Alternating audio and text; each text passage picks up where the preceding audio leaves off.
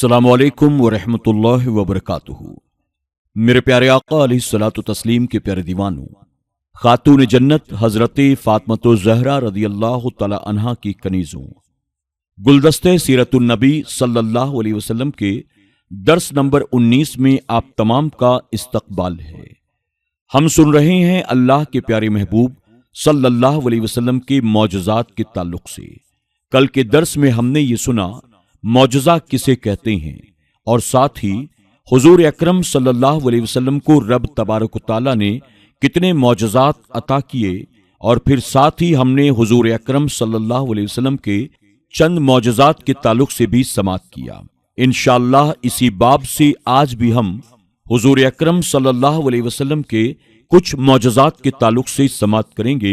آپ تمام سے گزارش ہے کہ حضور اکرم صلی اللہ علیہ وسلم کے معجزات کے تعلق سے سن کر آپ کمنٹ باکس میں جا کر ایک مرتبہ درود شریف اور سبحان اللہ ضرور لکھیں۔ آئیے درس کا آغاز حسب معمول اللہ کے پیارے محبوب صلی اللہ علیہ وسلم پر درود و سلام کے ساتھ کرتے ہیں۔ آپ تمام بھی میرے ساتھ مل کر ضرور درود شریف پڑھنے کی کوشش کریں۔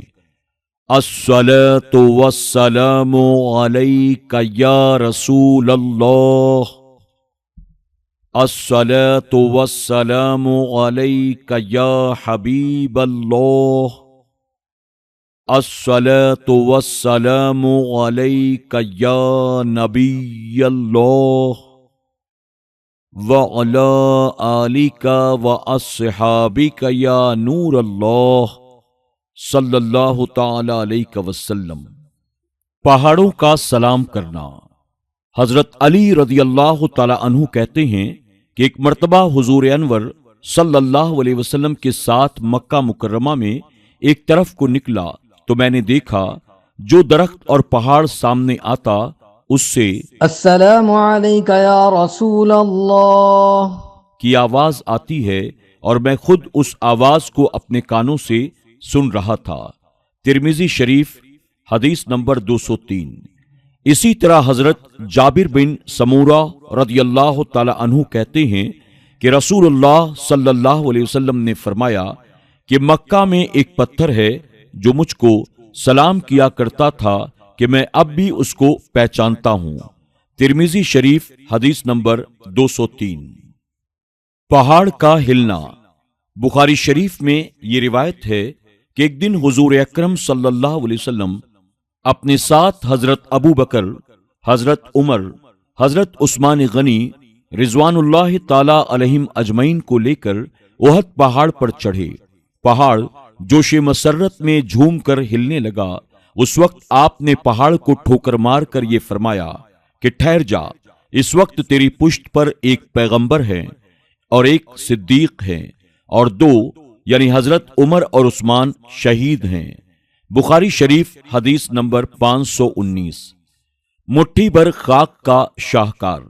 مسلم شریف کی حدیث میں حضرت سلمہ بن اکوا رضی اللہ تعالی عنہ سے روایت ہے، جنگ حنین میں جب کفار نے حضور اکرم صلی اللہ علیہ وسلم کو چاروں طرف سے گھیر لیا تو آپ اپنی سواری سے اتر پڑے اور زمین سے ایک مٹھی مٹی لے کر کفار کے چہروں پر پھینکا اور فرمایا شاہت الوجوہ، تو کافروں کے لشکر میں کوئی ایک انسان بھی باقی نہیں رہا جس کی دونوں آنکھیں اس مٹی سے بھر نہ گئی ہوں۔ چنانچہ وہ سب اپنی اپنی آنکھیں ملتے ہوئے پیٹ پھیر کر بھاگ نکلے اور شکست کھا گئے، اور حضور صلی اللہ علیہ وسلم نے ان کے اموال غنیمت کو مسلمانوں کے درمیان تقسیم فرما دیا۔ مشکات شریف حدیث نمبر 534۔ اسی طرح ہجرت کی رات میں حضور اکرم صلی اللہ علیہ وسلم نے کاشانہ نبوت کا محاصرہ کرنے والے کافروں پر جب ایک مٹھی خاک پھینکی تو ایک مٹھی بھر مٹی تمام کافروں کے سروں پر پڑ گئی۔ مدارج النبوہ حدیث نمبر 57۔ درخت چل کر آیا۔ حضرت عبداللہ بن عمر رضی اللہ تعالی عنہ نے فرمایا کہ ہم لوگ رسول اللہ صلی اللہ علیہ وسلم کے ساتھ ایک سفر میں تھے۔ ایک اعرابی یعنی دیہاتی آپ کے پاس آیا، آپ نے اس کو اسلام کی دعوت دی۔ اس اعرابی نے سوال کیا کہ کیا آپ کی نبوت پر کوئی گواہ ہے؟ آپ نے فرمایا، ہاں یہ درخت جو میدان کے کنارے پر ہے میری نبوت کی گواہی دے گا۔ چنانچہ آپ نے اس درخت کو بلایا اور وہ فوراً ہی زمین چیرتا ہوا اپنی جگہ سے چل کر بارگاہ اقدس میں حاضر ہو گیا، اور اس نے بآواز بلند 3 مرتبہ آپ کی نبوت کی گواہی دی۔ پھر آپ نے اس کو اشارہ فرمایا تو وہ درخت زمین میں چلتا ہوا اپنی جگہ پر چلا گیا۔ محدث بزار و امام بہقی و امام بغوی نے حدیث میں یہ روایت بھی تحریر فرمائی ہے کہ اس درخت نے بارگاہ اقدس میں آ کر السلام علیک یا رسول اللہ کہا۔ اعرابی یہ معجزہ دیکھتے ہی مسلمان ہو گیا اور جوش عقیدت میں عرض کیا، یا رسول اللہ صلی اللہ علیہ وسلم مجھے اجازت دیجئے میں آپ کو سجدہ کروں۔ آپ نے ارشاد فرمایا کہ اگر میں خدا کے سوا کسی دوسرے کو سجدہ کرنے کا حکم دیتا تو میں عورتوں کو حکم دیتا کہ وہ اپنے شوہروں کا سجدہ کریں۔ یہ فرما کر آپ نے اس کو سجدہ کرنے کی اجازت نہیں دی۔ پھر اس نے عرض کیا، یا رسول اللہ صلی اللہ علیہ وسلم اگر آپ اجازت دیں تو میں آپ کے دست مبارک اور مقدس پاؤں کو بوسہ دوں۔ آپ نے اس کو اس کی اجازت دے دی، چنانچہ اس نے آپ کے مقدس ہاتھ اور مبارک پاؤں کو والہانہ عقیدت کے ساتھ چوم لیا۔ زرقانی حدیث نمبر 128 131۔ اسی طرح حضرت جابر کہتے ہیں کہ سفر میں ایک منزل پر حضور اقدس صلی اللہ علیہ وسلم استنجا فرمانے کے لیے میدان میں تشریف لے گئے، مگر کہیں کوئی آڑ کی جگہ نظر نہیں آئی۔ ہاں البتہ اس میدان میں 2 درخت نظر آئے جو ایک دوسرے سے کافی دوری پر تھے۔ آپ نے ایک درخت کی شاخ پکڑ کر چلنے کا حکم دیا تو وہ درخت اس طرح آپ کے ساتھ چلنے لگا جس طرح مہار والا اونٹ مہار پکڑنے والے کے ساتھ چلنے لگتا ہے۔ پھر آپ نے دوسرے درخت کی ٹہنی تھام کر اس کو بھی چلنے کا اشارہ فرمایا تو وہ بھی چل پڑا، اور دونوں درخت ایک دوسرے سے مل گئے، اور آپ نے اس کی آڑ میں اپنی حاجت رفع فرمائی۔ اس کے بعد آپ نے حکم دیا تو وہ دونوں درخت زمین چیرتے ہوئے چل پڑے اور اپنی اپنی جگہ پہنچ کر جا کر کھڑے ہوئے۔ زرقانی حدیث نمبر 131 132۔ انتباہ، یہی وہ معجزہ ہے جس کو علامہ بوصیری علیہ رحمہ نے اپنے قصیدہ بردہ میں تحریر فرمایا ہے۔ جاءت لدعوته الاشجار ساجدة تمشی الیہ علی ساق بلا قدم، یعنی آپ کے بلانے پر درخت سجدہ کرتے ہوئے اور بلا قدم کے اپنی پنڈلی سے چلتے ہوئے آپ کے پاس حاضر ہوئے۔ نیز پہلی حدیث سے ثابت ہوا کہ دیندار بزرگوں مثلاً علماء و مشائخ کی تعظیم کے لیے ان کے ہاتھ پاؤں کو بوسہ دینا جائز ہے۔ لکڑی کی تلوار۔ جنگ بدر کے دن حضرت عکاشہ بن محسن رضی اللہ تعالی عنہ کی تلوار ٹوٹ گئی تو حضور اقدس صلی اللہ علیہ وسلم نے ان کو ایک درخت کی ٹہنی دے کر فرمایا، تم اس سے جنگ کرو۔